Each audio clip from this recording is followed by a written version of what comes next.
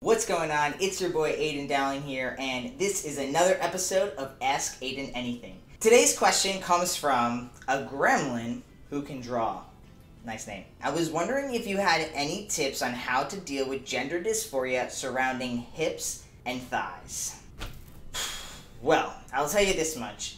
Hip dysphoria is so real. I honestly, 10 years in, I still have some hip dysphoria. And I say that not to like scare you that you'll never get over your hip dysphoria, but what I really do is I say that to like let you know that like we all struggle with stuff, and hips actually happen to be one of my bigger struggles. A lot of you may have seen a past video I made talking about like the 6 different male body types, right? And really how this illusion that like the V taper is how all men are really like biologically structured. And the reality is that's not true. If you want to learn more about that, you can check out that video. I'll put the link in the description box below.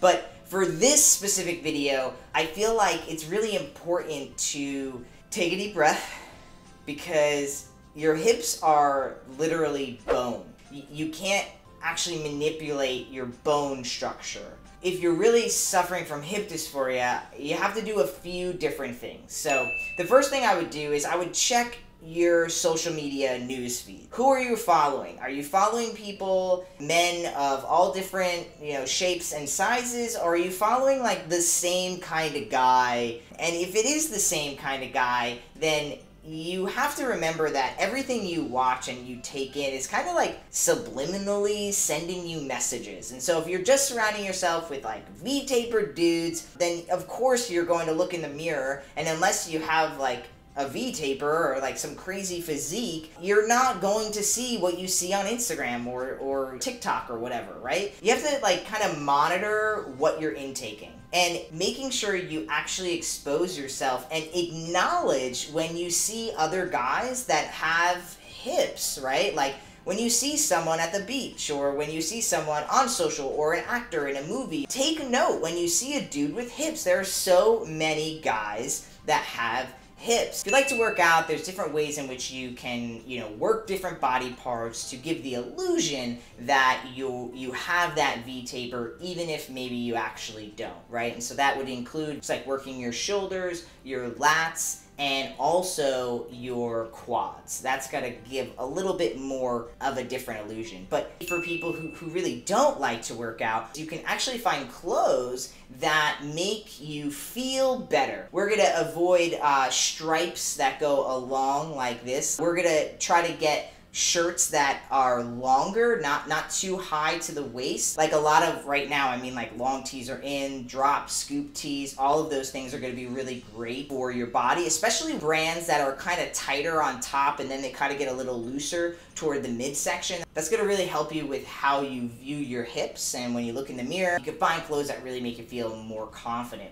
And then the other side of this is like the thigh, right? Because I know a lot of people kind of bring the hips and the thighs, the ass, like all of that kind of together. And I totally relate. I totally get it. And so another thing you can try to do is try to find like clothes that are not super skinny, tight fitting, right? Because the tighter the fit, the more you're gonna see any curvature that is on your body. Now, clearly, like some people enjoy that, and clearly, based on this question and myself, some people don't enjoy that, right? So I think you have to also kind of think about what you actually like and then try to implement that into your style. So at the end of the day, you can't change your bone structure, but you can change how you think about what a guy is supposed to look like. Try to remember that you are a man, that you are exactly who you are. So I hope that this video helped you. If it did, give it a like, a thumbs up. Leave a comment below if you have a question for me, or if you have any other advice or tips on how to combat hip and thigh dysphoria.